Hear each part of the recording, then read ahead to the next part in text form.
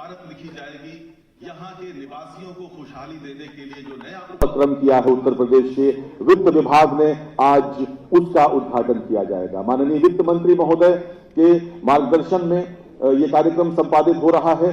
माननीय मुख्यमंत्री महोदय कुछ ही समय में आने वाले हैं और हमारे दोनों उप मुख्यमंत्री श्री केशव प्रसाद मौर्य जी, श्री ब्रजेश पाठक जी भी इस समय अपने प्रदेश के पेंशनर से मुखातिब होने के लिए यहां पर पधार चुके हैं।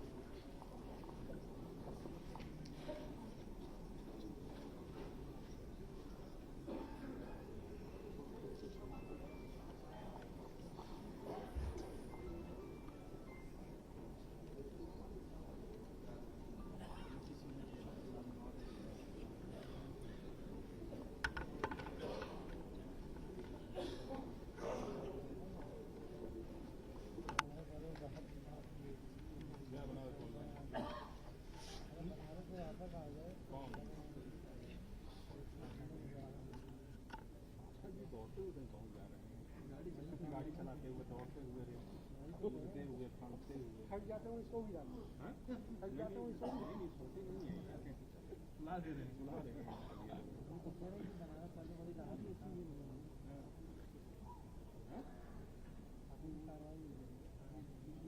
कार्रवाई करने के कौन होगा यार?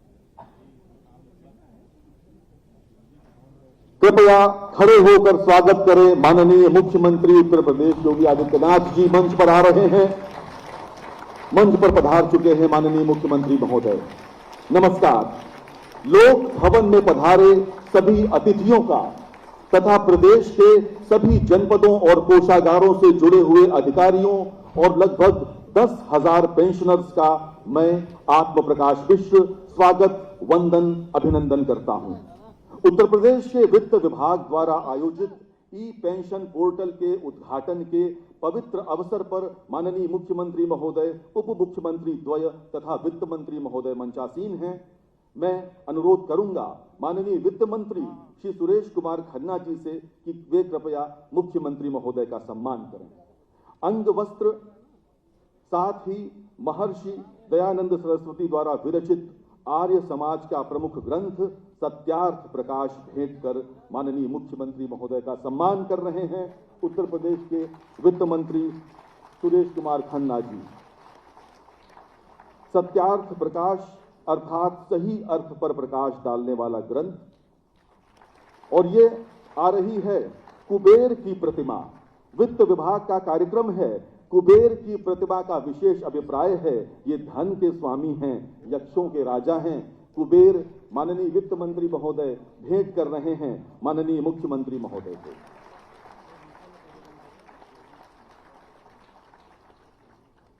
और मैं अब अनुरोध करूंगा उत्तर प्रदेश के मुख्य सचिव माननीय श्री दुर्गा शंकर मिश्र जी से कृपया उप मुख्यमंत्री श्री केशव प्रसाद मौर्य जी का सम्मान करें, उन्हें अंग वस्त्र भेंट करें और सत्यार्थ प्रकाश की एक प्रति माननीय उप मुख्यमंत्री महोदय को भेंट करें।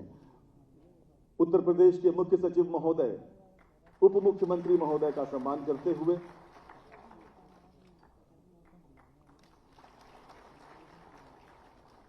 धन्यवाद महोदय। इसी क्रम में मैं अनुरोध करूंगा वित्त विभाग की अपर मुख्य सचिव श्रीमती राधा एस चौहान जी से कृपया उप मुख्यमंत्री श्री ब्रजेश पाठक जी का सम्मान करें।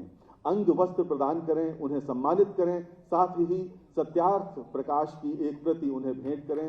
सत्यार्थ प्रकाश वो ग्रंथ है जो आर्य समाज का मुख्य ग्रंथ है और सही अर्थों में हमें प्रकाश की ओर ले जाता है। मैं अनुरोध करूंगा अपर मुख्य सचिव सूचना श्री नवनीत सहगल जी से कृपया वित्त मंत्री महोदय का सम्मान करें। श्री सुरेश कुमार खन्ना जी का सम्मान कर रहे हैं श्री नवनीत सहगल जी। आप सबकी तालियां मध्यम नहीं पड़नी चाहिए मित्रों। आज उत्तर प्रदेश के इतिहास का विशेष दिन है मित्रों। आज का दिन उत्तर प्रदेश के इतिहास में ऐतिहासिक दिन के रूप में याद किया जाएगा, क्योंकि आज लोक भवन में माननीय मुख्यमंत्री महोदय के नेतृत्व में एक ऐसा अभियान प्रारंभ हो रहा है जो पूरे देश के लिए नजीर बनने वाला है। उत्तर प्रदेश में लगभग 11.5 लाख पेंशनर्स निवास करते हैं और हर वर्ष ये संख्या 25 से 30 हजार बढ़ती जाती है। मित्रों, ये देश का राज्य है जहां बड़ी संख्या में पेंशन भोगी हैं। माननीय मुख्यमंत्री महोदय जी की संकल्पना है कि वे अपने प्रदेशवासियों, विशेष रूप से वरिष्ठ जनों के ईज ऑफ लिविंग के ग्राफ को ऊंचा उठा सकें, हैप्पीनेस इंडेक्स को बेहतर कर सकें, उनके जीवन में प्रसन्नता और सकारात्मकता को भर सकें। आखिर एक सरकारी कर्मचारी क्या चाहता है, उसकी इच्छा क्या? यही ना कि लगभग 3 दशकों की सेवा के बाद वो जो सरकार को समर्पित करता है अपने जीवन का समय, उसके बाद अंत में वो गरिमापूर्ण तरीके से रिटायर हो सके और पेंशन प्राप्त कर सके। अपनी पेंशन के लिए उसे यहां वहां भटकना न पड़े। तो भद्रजनों, उसी नई कॉन्टैक्टलेस, पेपरलेस, कैशलेस, भ्रष्टाचार मुक्त, पारदर्शी, भरोसे की संरचना पर आधारित पूर्णतया डिजिटल व्यवस्था का नाम है ई पेंशन पोर्टल, जिसका आज उद्घाटन होने जा रहा है। सेवानिवृत्त होकर आप जहां भी जाएंगे, शुभकामना हमारी, जीवन में प्रसन्नता वहीं पाएंगे। हमें आपको बताते हुए अत्यंत हर्ष का अनुभव हो रहा है कि इस नई व्यवस्था में पेंशन स्वीकृति की प्रक्रिया पूर्णतया ऑनलाइन कर दी गई है। अब कर्मचारी द्वारा कार्यालय में कागजात जमा करने की आवश्यकता नहीं है, बल्कि सेवानिवृत्ति के 3 माह पहले ही पेंशन पेमेंट ऑर्डर आपके हाथों में होगा। एक भविष्य दृष्टा मुख्यमंत्री के नेतृत्व में किस प्रकार उत्तर प्रदेश अन्य राज्यों के लिए आज एक अप्रतिम उदाहरण पेश कर रहा है, मैं अनुरोध करूंगा इस विषय पर विस्तार से प्रकाश डालने के लिए माननीय वित्त मंत्री उत्तर प्रदेश श्री सुरेश कुमार खन्ना जी को आमंत्रित करता हूं। कृपया अपने स्वागत उद्बोधन के लिए पधारें।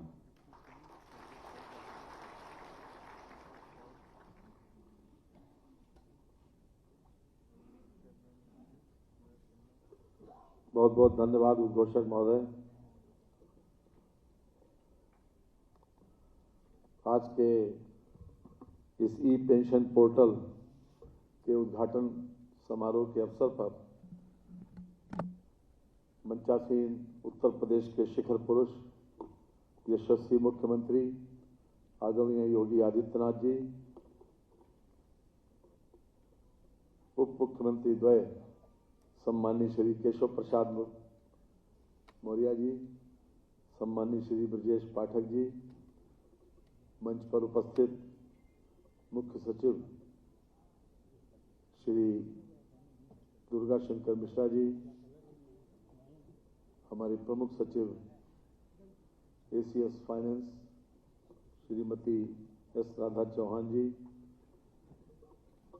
अपर मुख्य सचिव सूचना श्री सहगल जी, मंच पर उपस्थित अन्य अधिकारीगण और मेरे समक्ष उपस्थित सभी सम्मानित बहनों और भाइयों, पेंशन धारकों,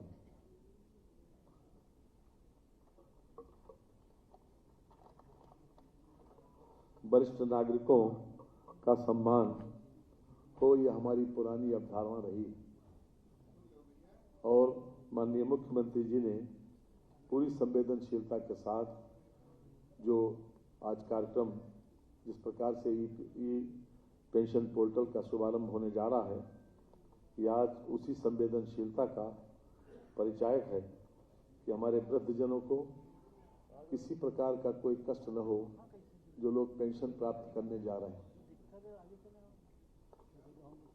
बहनों और भाइयों,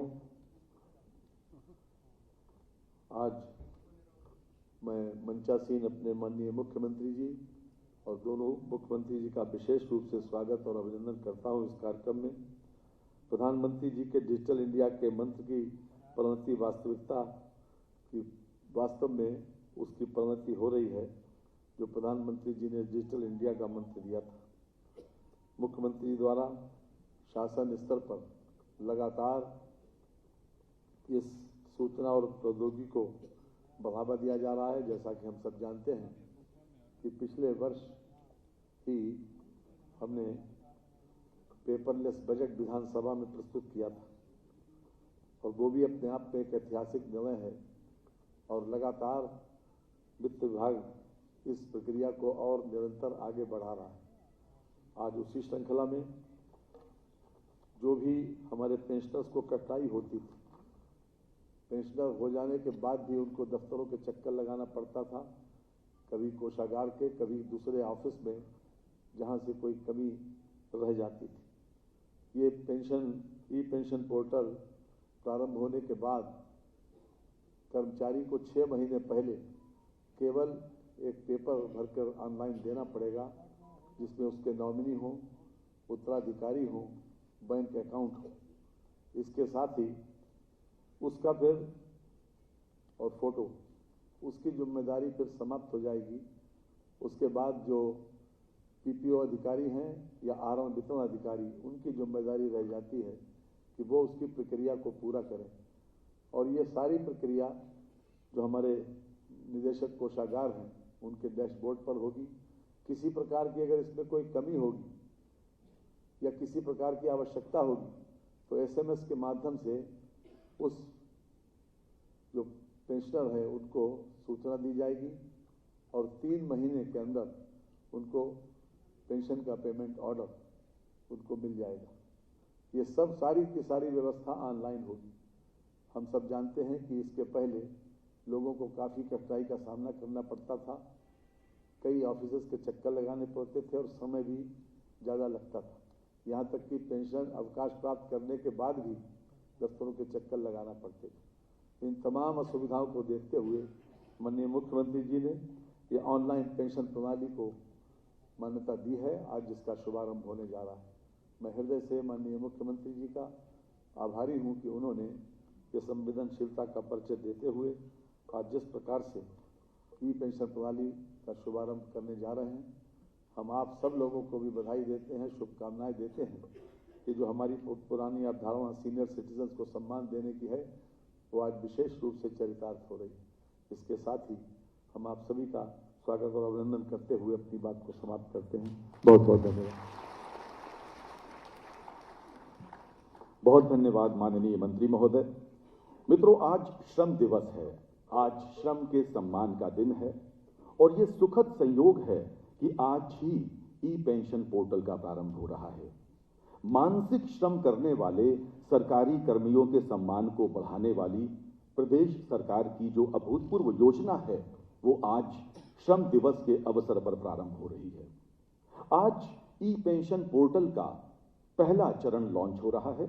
बहुत शीघ्र 1 जुलाई से इसका दूसरा चरण प्रारंभ होगा, जिसमें प्रदेश के शिक्षा और पुलिस जैसे बड़े विभाग के सभी कर्मियों को, पेंशनर्स को समाहित करते हुए 100% पेंशन भोगी ई पेंशन पोर्टल से जुड़ सकेंगे।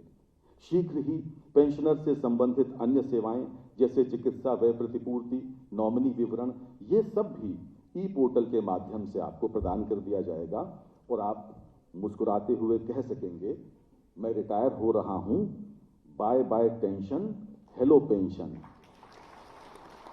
मित्रों, आप सब ये जानने को उत्सुक होंगे कि भला ये ई पोर्टल कैसे काम करेगा, इसकी खास बातें क्या क्या हैं।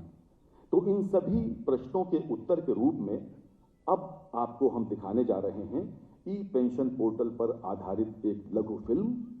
आइए देखते हैं।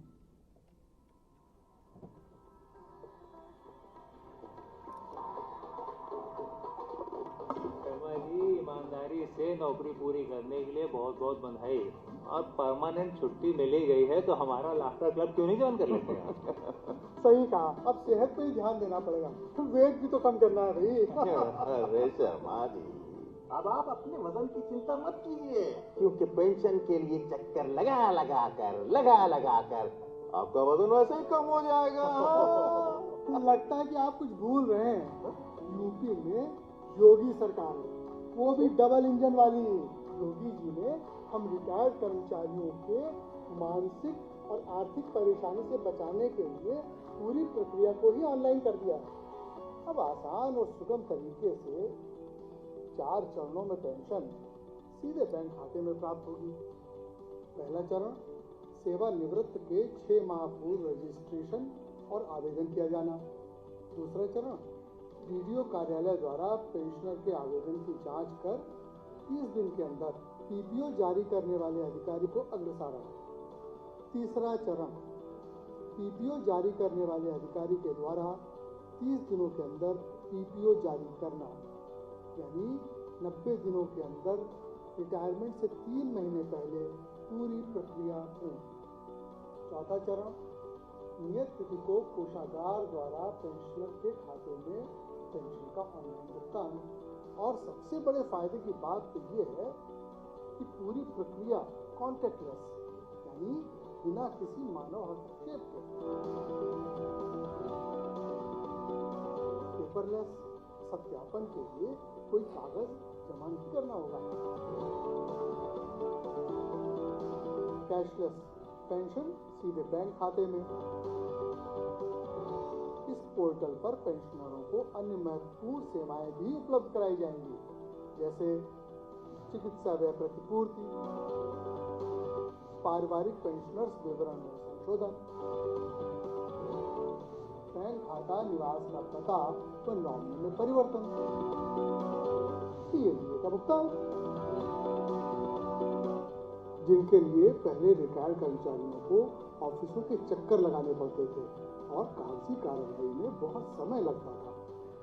भाई वाह, पहले तो लोगों की चप्पलें घिस जाती थी, चप्पलें, और अब पेंशन सीधे घर पर। कमाल है भाई, कमाल है।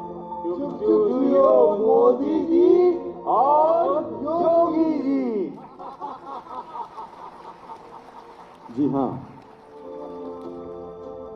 पारदर्शी एवं भ्रष्टाचार मुक्त व्यवस्था से जीवन हुआ आसान। माननीय मुख्यमंत्री योगी आदित्यनाथ द्वारा ई पेंशन पोर्टल का शुभारंभ। और अब वो समय आ गया है जिसकी प्रतीक्षा हम सब बहुत देर से कर रहे थे। मैं अत्यंत विनम्रता पूर्वक अनुरोध करूंगा माननीय मुख्यमंत्री महोदय से कि कृपया माउस क्लिक करके ई पेंशन पोर्टल का उद्घाटन करें और आप सब तालियों के साथ स्वागत करें इस योजना का।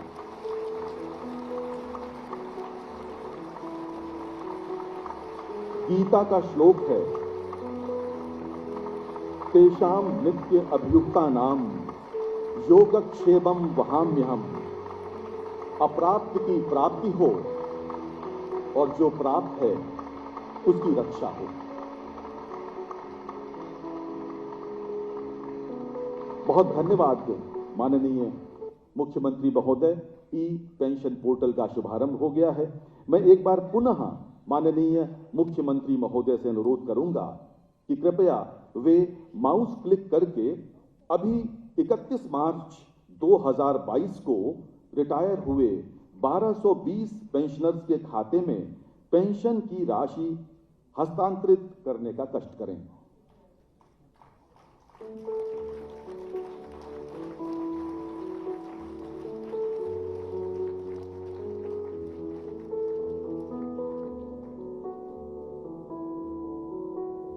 आप देखें कि इसी 31 मार्च को जो 1220 पेंशनर्स रिटायर हुए थे उनके खाते में राशि हस्तांतरित हो रही है। बहुत शीघ्र प्रदेश के सभी पेंशन भोगियों को भी अनेक सुविधाएं इस पोर्टल के माध्यम से मिलेंगी। धन्यवाद माननीय मुख्यमंत्री महोदय आपकी सदाशयता के लिए। मित्रों, सेवा निवृत्त की आयु अगर हम आश्रम व्यवस्था की बात करें तो लगभग वानप्रस्थ आश्रम के समकक्ष होती है। और उसी वानप्रस्थ आश्रम को इंगित करती हुई महाकवि निराला की कुछ पंक्तियां मुझे याद आती हैं। निराला जी लिखते हैं, मैं अकेला देखता हूं आ गई मेरे दिवस की सांध्य बेला। मैं अकेला देखता हूं आ रही मेरे दिवस की सांध्य बेला। पके आधे बाल मेरे हुए निष्प्रभ गाल मेरे, चाल मेरी मंद होती जा रही। मैं अकेला आ गई मेरे दिवस की सांध्य बेला।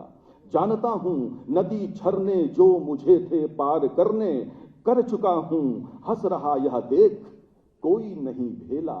मैं अकेला आ गई मेरे दिवस की सांध्य बेला। मित्रों, आपके जीवन के इस संध्या काल में, इस सांध्य बेला में उत्तर प्रदेश सरकार जिस संध्या प्रकाश को लेकर आई है उसी का नाम है ई पेंशन पोर्टल। और जिस कर्मयोगी नेतृत्वकर्ता के कुशल निर्देशन में यह कार्य संपन्न हुआ है, अब मैं उन्हें उनके उद्बोधन के लिए आमंत्रित करता हूं। वह विनम्रता पूर्वक उत्तर प्रदेश के यशस्वी मुख्यमंत्री श्री योगी आदित्यनाथ जी से अनुरोध करता हूं, कृपया अपने उद्बोधन के लिए पधारें।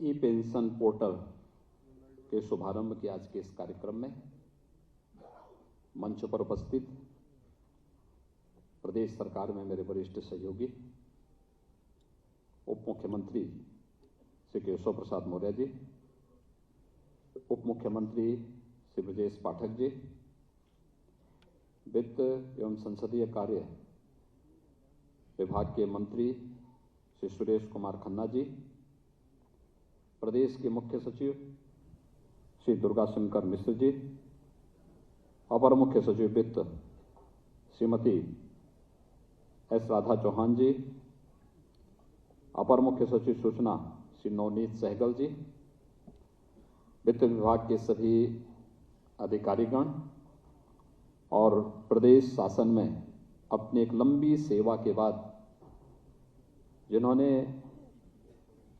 प्रदेश को अपने कार्यों के माध्यम से शासन की मंशा के अनुरूप आगे बढ़ाने में अपना योगदान दिया है, ऐसे हमारे सभी वरिष्ठ नागरिकगण, प्रदेश के सभी जनपदों से जुड़े हुए सभी वरिष्ठ नागरिकगण, हमारे प्रशासन से जुड़े हुए अधिकारीगण और उपस्थित भाइयों बहनों, मैं सबसे पहले आज मई दिवस है, श्रम के महत्व को रेखांकित करने वाला और उसका सम्मान करने वाला दिवस, और आपने अपने जीवन का एक बहुमूल्य समय प्रदेश के विकास में के योगदान में लगाया है, तो मैं सबसे पहले आप सबको और प्रदेश के सभी उन श्रमिकों को, उन नागरिकों को, उन सभी कार्मिकों को जिनके श्रम से प्रदेश विकास के पथ पर अग्रसर हुआ है, लोक कल्याण के पथ पर आगे बढ़ा है, उन सबको मई दिवस की हृदय से बधाई देता हूं। और आज इस अवसर पर यहां पर उत्तर प्रदेश शासन के द्वारा ई पेंशन पोर्टल का शुभारंभ भी किया जा रहा है, जिससे प्रदेश के 11.5 लाख कार्मिक सीधे सीधे लाभान्वित होंगे। मैं इस अवसर पर आप सबको हृदय से बधाई देता हूं, आप सबके प्रति अपनी शुभकामनाएं भी देता हूं। वास्तव में तकनीक कैसे व्यक्ति के जीवन में परिवर्तन ला सकती है। 2014 में जब प्रधानमंत्री मोदी जी ने देश की बागडोर संभाली थी, उस समय भी उन्होंने पूरे देश का आह्वान किया था कि हमें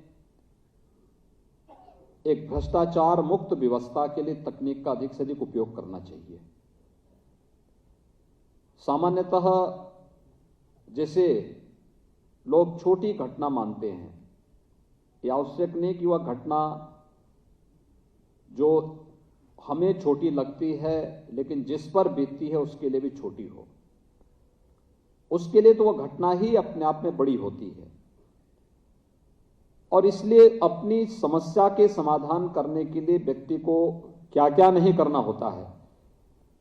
इन सभी परेशानी को ध्यान में रख करके और प्रधानमंत्री मोदी जी की प्रेरणा से प्रदेश ने विगत 5 वर्ष के दौरान तकनीक का अधिकाधिक उपयोग करके हुए प्रदेश के 24 से 25 करोड़ लोगों के जीवन में कुछ व्यापक परिवर्तन लाने की जिस एक अच्छी मंशा से कार्य प्रारंभ किया, आज उसका परिणाम भी जीवन के प्रत्येक क्षेत्र में देखने को मिल रहा है। और अपने उन सभी पेंशन धारकों के लिए जो इस समय पेंशन प्राप्त कर रहे हैं या जिन्हें पेंशन प्राप्त करना है, इन सभी के लिए आज ई पेंशन पोर्टल इसी प्रक्रिया का एक हिस्सा है, जिससे आपके जीवन को और सरलीकरण किया जा सके। और हम कह सकते हैं यह ईज ऑफ लिविंग का ही एक हिस्सा है, व्यक्ति के जीवन को सरलीकरण करना। मुझे लगता है अपने से बहुत सारे लोग ऐसे रहे होंगे जिन्होंने अपने से पूर्व के लोगों को खूब इस देश से परेशान जरूर किया होगा, होता ही है। और लेकिन आपकी परेशानी को वित्त विभाग ने समझा और मैं धन्यवाद दूंगा। मैं खन्ना जी से ही पूछ रहा था, मैंने कहा भी आपका तो रिटायरमेंट का समय तो नहीं आया अभी, तो उन्होंने कहा कि नहीं, मेरा रिटायरमेंट का समय तो 75 साल है, अभी काफी समय है। लेकिन वित्त विभाग ने चिंता की, अपर मुख्य सचिव वित्त और उनकी टीम ने पोर्टल विकसित किया और आज प्रदेश के लाखों कार्मिकों के जीवन में एक परिवर्तन लाने वाला एक ऐसा अवसर हम सबके सामने है। आपने देखा होगा 31 मार्च को जो लोग रिटायर हुए, ऐसे 1220 कार्मिकों का भुगतान उनके खाते में सीधे ऑनलाइन चला गया है। आने वाले समय में किसी भी रिटायर होने वाले कर्मचारी को कहीं भी परेशान होने की आवश्यकता नहीं। 6 महीने पहले रजिस्ट्रेशन करना है और रजिस्ट्रेशन करने के बाद डीडीओ इस प्रक्रिया को आगे बढ़ा करके 30 दिन के अंदर पूरी जानकारी जो भी उन्हें लेना है वो जानकारी लेगा। और जो जानकारी अगर वह अपने स्तर पर प्रयास नहीं कर रहा है और किसी व्यक्ति ने गलत जानकारी दी है और उसने उसको वेरीफाई नहीं किया है, नहीं कराया है, तो यह अपने आप ही वह उसके लिए स्वयं जिम्मेदार होगा। ये उसकी जिम्मेदारी हो जाएगी कि वह इस बात को तय कर लें कि कोई भी इसमें गलत न हो। डीडीओ के बाद पीपीओ के पास वो कार्रवाई के लिए जाएगा, पीपीओ के बाद फिर पेंशन 3 महीने पहले आपके पास आ जाएगा कि आपके पेंशन के कागज अब हो चुके हैं। नहीं तो होता क्या है, कोई कर्मचारी रिटायरमेंट के पास जाता है तो अंतिम 6 महीने तो वह रिटायरमेंट के पहले कागज, रिटायरमेंट के कागज बनाने में लगाता है। रिटायरमेंट के ये कागज बनाना, वो कागज बनाना, और चूंकि उसको भी बुरा इसलिए नहीं लगता क्योंकि उसने बहुत सारे लोगों को परेशान किया होगा पूर्व में, जाने अनजाने में ही सही, इसलिए। लेकिन मुझे लगता है कि बहुत सारे लोग सचमुच पीड़ित रहते हैं क्योंकि उसने तो कोई गलती नहीं की, वो तो अपना सामान्य अपने कार्य के साथ जोड़ रहा है, अपना काम कर रहा है, लेकिन अनावश्यक कार्यालयों का चक्कर लगाना, जिस कार्यालय में कल तक वो बॉस था आज वहां लाइन पे खड़ा हो रखा है, कैसी स्थिति होगी उसकी। आपकी इस पूरी परेशानी को समाधान करने का एक माध्यम बनाया है यहां पर वित्त विभाग ने। और अभी तो यह उत्तर प्रदेश शासन के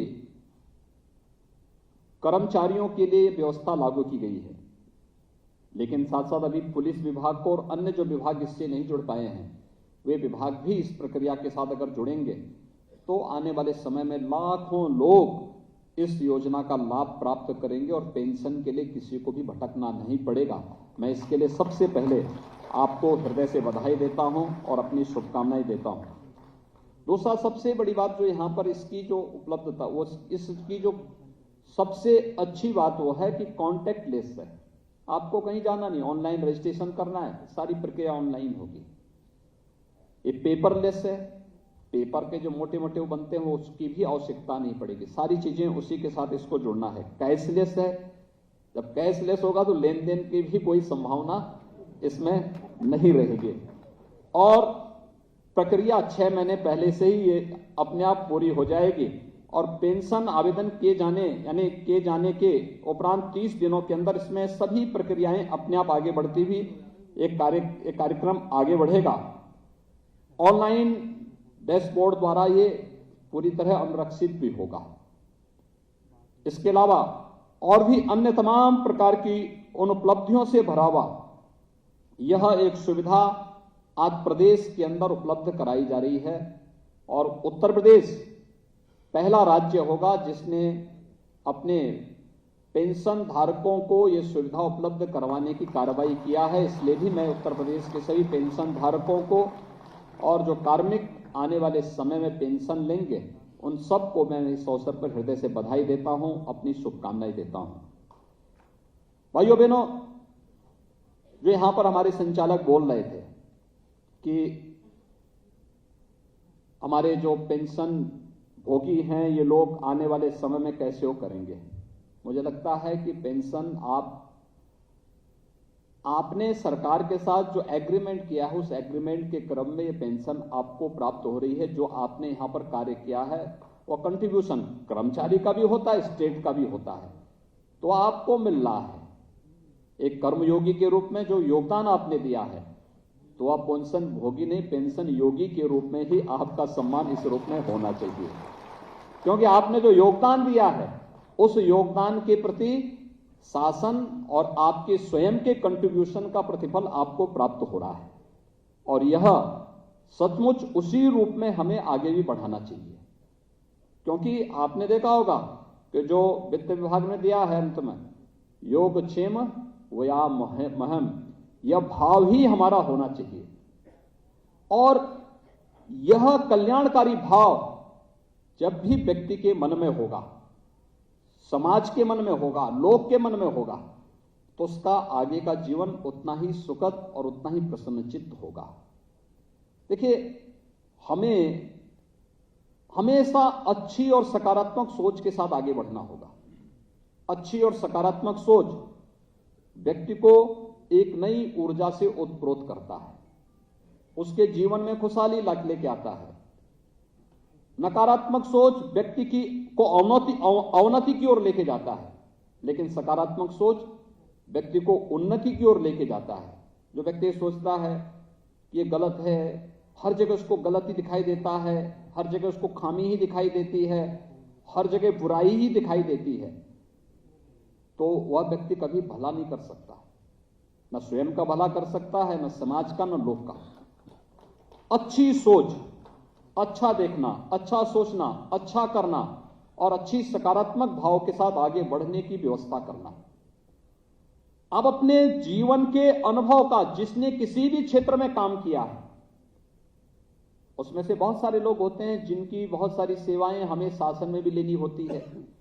बहुत सारे लोग ऐसे हो सकते हैं जो समाज के लिए अपने वानप्रस्थ जीवन के इस अमूल्य कालखंड का उपयोग समाज के लिए कुछ रचनात्मक करने में भी कर सकते हैं, क्योंकि आपके पास एक लंबा अनुभव होता है। कोई भी पेंशन धारक होता है, उसके पास जीवन का 35 से लेकर 35-40 वर्ष का एक लंबा अनुभव होता है और ये लंबा अनुभव ही वास्तव में व्यवहारिक ज्ञान है।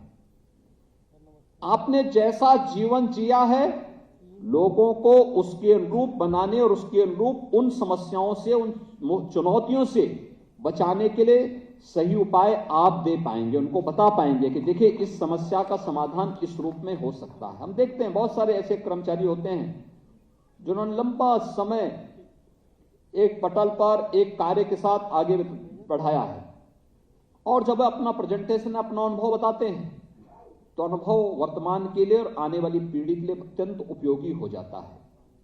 अलग अलग क्षेत्र से जुड़े हुए लोग इस क्षेत्र में जुड़ सकते हैं और उससे लाभान्वित हो सकते हैं। और मेरा आप सबसे यही आग्रह होगा, जितने भी हमारे सीनियर सिटीजन्स हैं, कि जीवन में नकारात्मकता को कोई स्थान मत दीजिए।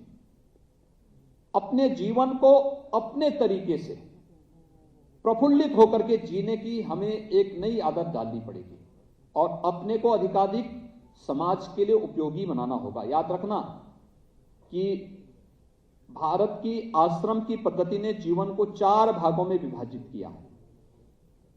एक सबसे पहला ब्रह्मचर्य आश्रम का, यानी ब्रह्मचर्य आश्रम का मतलब व्यक्ति को जब ज्ञान की साधना में लीन होना है। 25 वर्ष तक की आयु को माना है, ठीक है। हमने बालिग की उम्र वर्तमान में 18 वर्ष की है। व्यक्ति 18 वर्ष के बाद, 20 वर्ष के बाद, 22 वर्ष के बाद सरकारी नौकरी में या निजी क्षेत्र की नौकरी में आ जाता है। लेकिन 25 वर्ष तक की आयु ये माना गया कि व्यक्ति को सीखने जानने का एक अवसर मिलना चाहिए, उचित अवसर मिलना चाहिए, जिससे वह समाज पर निर्भर होकर के स्वयं के लिए लेता है। लेकिन 25 वर्ष के बाद फिर 25 से 50 वर्ष का आश्रम एक सदगृहस्थ की जिससे गृहस्थ आश्रम के लिए होता है। गृहस्थ आश्रम का मतलब उसने 25 वर्ष समाज से लिए हैं, समाज के योगदान से वो आगे बढ़ा है। समाज का मतलब माता पिता का भी योगदान है, अभिभावक का भी योगदान है, तो भी वह समाज का योगदान कहीं ना कहीं उसमें प्रत्यक्ष अप्रत्यक्ष रूप से जुड़ती है।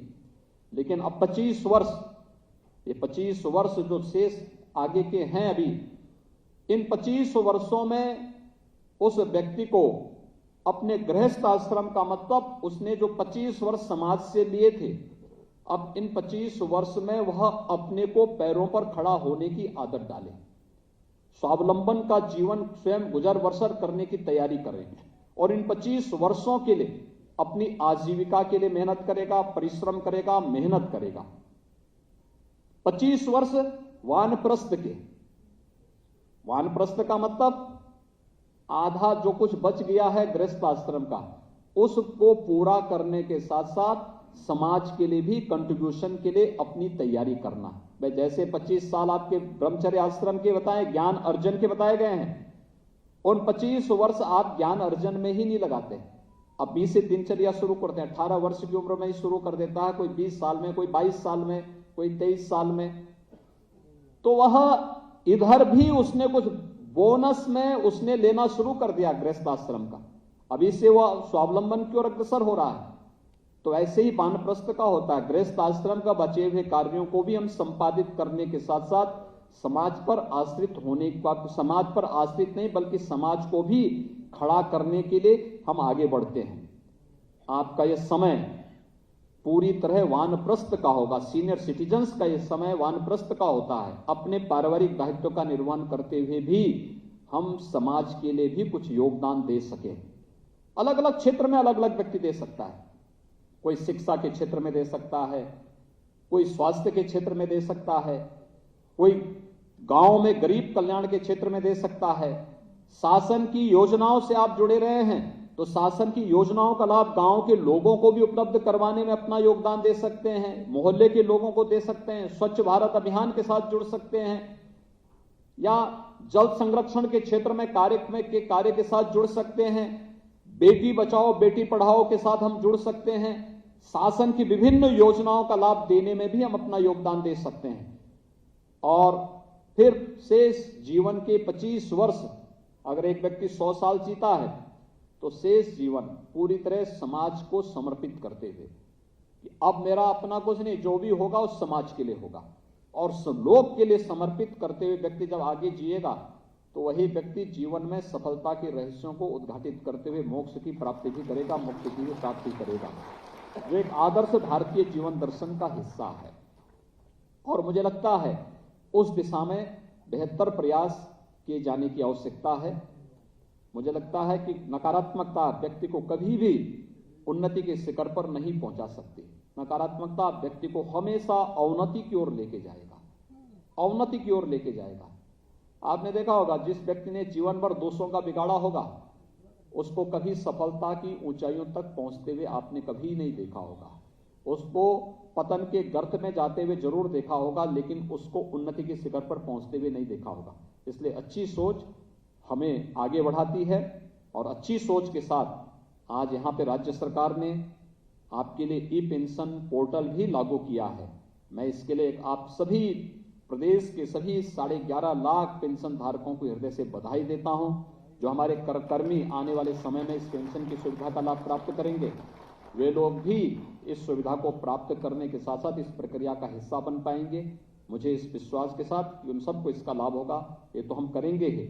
लेकिन अभी यहाँ पर मैं बैठा हुआ था, अभी हमारे डिप्टी सीएम श्री केशव प्रसाद जी मौर्य जी ने कहा कि वो बोल रहे थे कि हमें इस प्रकार की तकनीक को, बहुत सारे ऐसे कार्मिक होते हैं और समय उनकी मृत्यु होती है, मृतक आश्रित के रूप में भी नियुक्ति पाने वाले कार्मिकों के लिए भी इस प्रकार का एक पोर्टल हमें बनाने की आवश्यकता है कि जिससे उन लोगों को भी भटकना ना पड़े, सब कुछ ऑनलाइन हो और हम उस सुविधा का एक साथ उसको जोड़ सकें।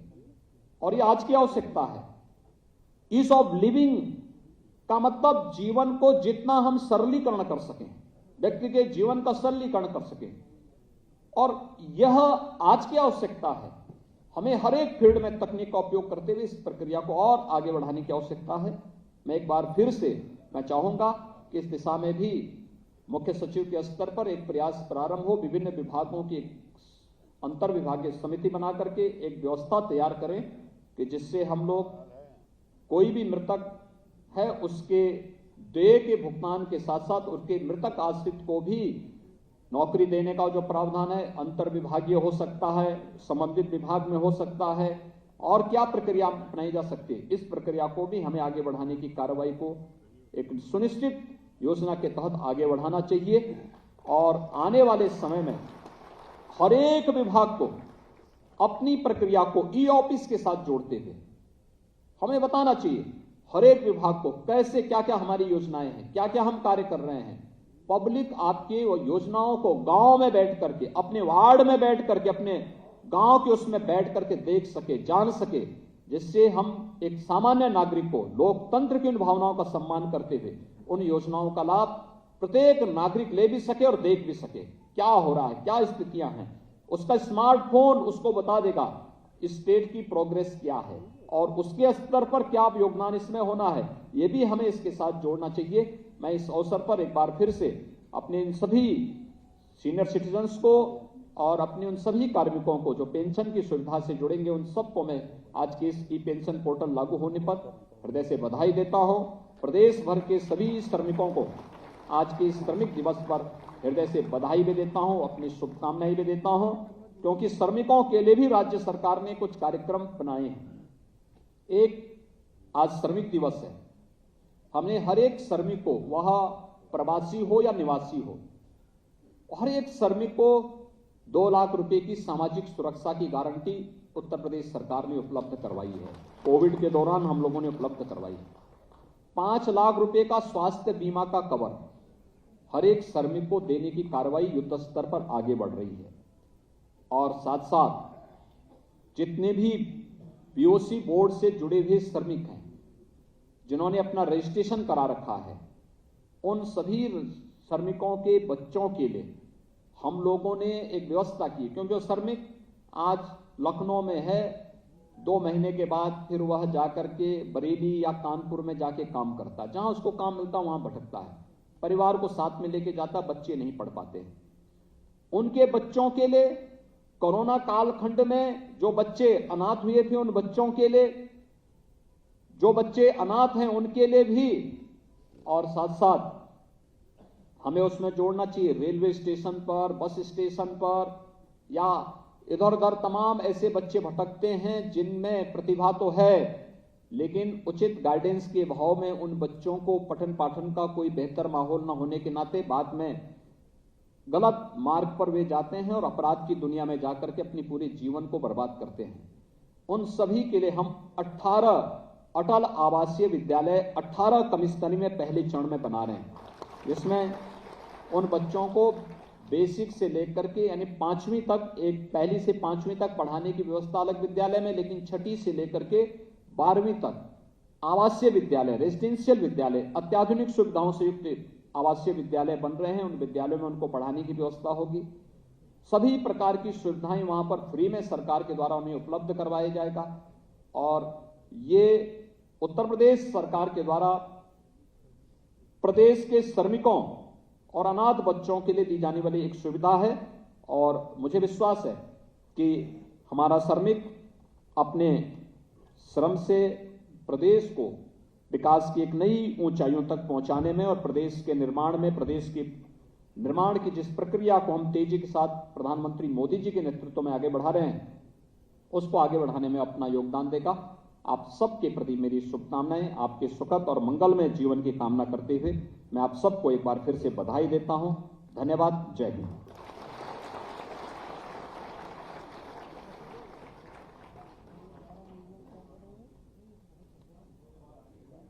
मुख्यमंत्री महोदय, धन्यवाद। माननीय मुख्यमंत्री महोदय, आपका मार्गदर्शन इसी प्रकार सबको मिलता रहे और आपका उद्बोधन न सिर्फ सभागार में बैठे लगभग 600 पेंशनर्स हमारे बीच जो है वो सुन रहे थे, बल्कि विभिन्न जनपदों के कोषागार के अधिकारी, आयुक्त कार्यालय, जिलाधिकारी, करीब 10,000 लोग लगातार आपके साथ जुड़े हुए थे। बहुत बहुत धन्यवाद माननीय मुख्यमंत्री महोदय। और अब आज के इस कार्यक्रम की समाप्ति के पूर्व मैं औपचारिक धन्यवाद ज्ञापन के लिए आमंत्रित कर रहा हूं सचिव वित्त श्री संजय कुमार जी को। कृपया धन्यवाद ज्ञापन के लिए पधारें। परम श्रद्धेय माननीय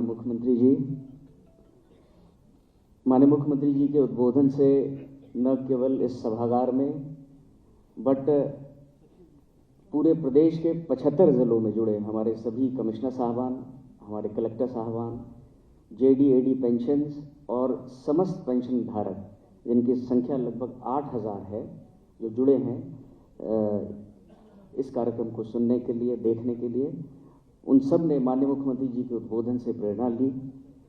धन्यवाद सर कि आपने इस कार्यक्रम के उद्घाटन के लिए समय दिया। अपने उद्बोधन से न केवल इस सभागार में बट जितने पेंशनर्स आपको सुन रहे थे उन सबको आपने प्रेरित किया कि समाज के लिए, देश की बेहतरी के लिए रिटायरमेंट के पश्चात कुछ न कुछ सोचें और अपना कोई न कोई कंट्रीब्यूशन ज़रूर दें। इस कार्यक्रम में उपस्थित माननीय उप मुख्यमंत्री जी श्री केशव प्रसाद मौर्य जी, उप मुख्यमंत्री माननीय श्री ब्रजेश पाठक जी का भी बहुत बहुत धन्यवाद देना चाहूँगा, जिन्होंने बहुत अल्प समय के नोटिस पर आप इस कार्यक्रम में शिरकत करने के लिए आए। मैं धन्यवाद देना चाहूँगा माननीय वित्त मंत्री श्री सुरेश कुमार खन्ना जी का, जिनके नेतृत्व में कई ऐतिहासिक कार्य हुए हैं वित्त विभाग में। ई बजट की व्यवस्था प्रथम बार लागू हुई। किसी ने सोचा नहीं कि ई ऑफिस की प्रणाली हम लोग वित्त विभाग में लागू कर पाएंगे, बट माननीय मंत्री जी और एसीएस महोदया जी के नेतृत्व में हमने ई ऑफिस को 100% वित्त विभाग में लागू किया। आज इस पोर्टल के निर्माण और इसके इनॉग्रेशन के पीछे जो सबसे महत्वपूर्ण जो कड़ी अपर मुख्य सचिव वित्त महोदया मैम का मैं बहुत बहुत धन्यवाद देना चाहूँगा, जिन्होंने अपने एक्सपर्टीज, अपने एक्सपीरियंस, अपने गाइडेंस से पूरी टीम को जोड़ करके एक समयबद्ध तरीके से इस पोर्टल को लॉन्च कराना सुनिश्चित कराया। मैं अपर मुख्य सचिव सूचना श्री नवनीत सहगल साहब का बहुत धन्यवाद देना चाहूँगा। सर ने समय समय पर इस पूरे कार्यक्रम के आयोजन के लिए हम सबको मार्गदर्शन दिया। इस कार्यक्रम में उपस्थित सभी पेंशन धारक जो कई जगह दूर दूर से आए और जो सभी हमारे जिलों में जो कनेक्टेड हैं, उनको भी हम बहुत बहुत धन्यवाद देना चाहेंगे। और मैं विश्वास दिलाना चाहता हूँ माननीय मुख्यमंत्री जी को कि सर आज इस ई पेंशन पोर्टल की जो शुरुआत है वो एक पहली कड़ी है। इसका जो दूसरा फेज है जो हम 1 जुलाई 2022 से लागू करेंगे, जिसमें कई और सुविधाएं देंगे और साथ ही साथ 2 महत्वपूर्ण विभाग जिसमें कि गृह विभाग है और शिक्षा विभाग है, उन सबको इस पोर्टल के माध्यम से हम सेवाएं देने का के लिए सुनिश्चित करेंगे। मैं माननीय मुख्यमंत्री जी को ये भी विश्वास दिलाता हूँ कि वित्त विभाग जैसे कि डिजिटल इंडिया का जो मिशन है, जो ऑब्जेक्टिव है, जिसको कि हम क्रियान्वित कर रहे हैं विभिन्न तरह से, आगे भी हम इस तरह की व्यवस्था से हम चाहे वो पेंशन के क्षेत्र में हो, चाहे वो फाइल डिस्पोजल के क्षेत्र में हो, निर्णय लेने के क्षेत्र में हो, हर क्षेत्र में हम लोग प्रदर्शित करेंगे और उसको हम जमीन पर उतारेंगे। बहुत बहुत धन्यवाद सर, आपने समय दिया। जय हिंद, जय भारत। कृपया अपने स्थान पर बैठे रहें। अभी माननीय मुख्यमंत्री महोदय नीचे आएंगे और हमारे सम्मानित पेंशनर्स के साथ एक फोटो खिंचवाने वाले हैं। ये अभूतपूर्व फोटो होगा। ये फोटो होगा ऐसा एक प्रदेश के मुख्यमंत्री अपने प्रदेश के पेंशनर्स के बीच में उनके साथ एक चित्र उनका होने वाला है। का ये कार्यक्रम अभूतपूर्व कार्यक्रम था। मैं चाहता हूँ जोरदार तालियों के साथ आपके बीच मुख्यमंत्री महोदय हिलाओ ना भाई। उत्तर प्रदेश के पेंशनर्स के बीच माननीय मुख्यमंत्री योगी आदित्यनाथ जी बैठे हुए हैं। पेंशनर के साथ उनकी फोटो हो रही है, क्योंकि हमें पता है जो व्यवस्था अपने बुजुर्गों का आदर करती है, अपने बुजुर्गों का सम्मान करती है, वो समाज, वो व्यवस्था हमेशा आगे की ओर बढ़ती है, प्रगति के पथ पर अग्रसर होती है। आज का ये कार्यक्रम अपने समाज में बुजुर्गों को सम्मान देने वाला कार्यक्रम था, जिसकी पराकाष्ठा के रूप में इस समय माननीय मुख्यमंत्री महोदय स्वयं उन सम्माननीय बुजुर्गों के बीच बैठे हुए हैं और ये क्षण सभी छायाकार अपने अपने कैमरे में कैद करना चाहते हैं। आज उत्तर प्रदेश पूरे देश का पहला राज्य बन गया है जिसने अपनी पेंशन की व्यवस्था को कंप्यूटर पर उतार दिया है, डिजिटल कर दिया है। माननीय मुख्यमंत्री महोदय सबको धन्यवाद देते हुए, सबको नमस्कार प्रणाम करते हुए प्रदेश में प्रदान कर रहे हैं। बहुत बहुत धन्यवाद माननीय मुख्यमंत्री महोदय, आपसे भी अनुरोध है कृपया जलपान के लिए कर रहे हैं। बहुत बहुत धन्यवाद माननीय मुख्यमंत्री महोदय। एक बार सभागार के बाहर जाएंगे, उसके बाद आप व्यवस्था बनाए रखते हुए, गरिमा बनाए रखते हुए आप चाय पान के लिए प्रस्थान कर सकते हैं। बहुत बहुत धन्यवाद। दिया था इसलिए उसको निकाले।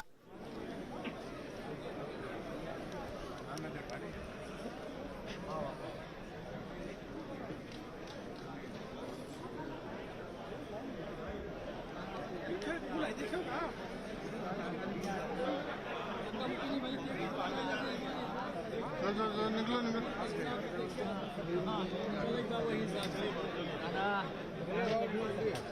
मीडिया प्रेस वाले थोड़ा तेजी में चलिए भाई।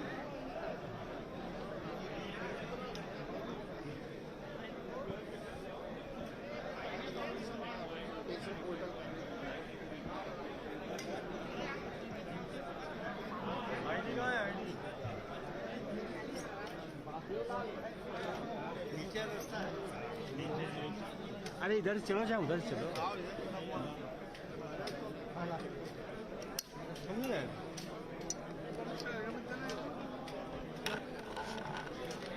भाई कल यार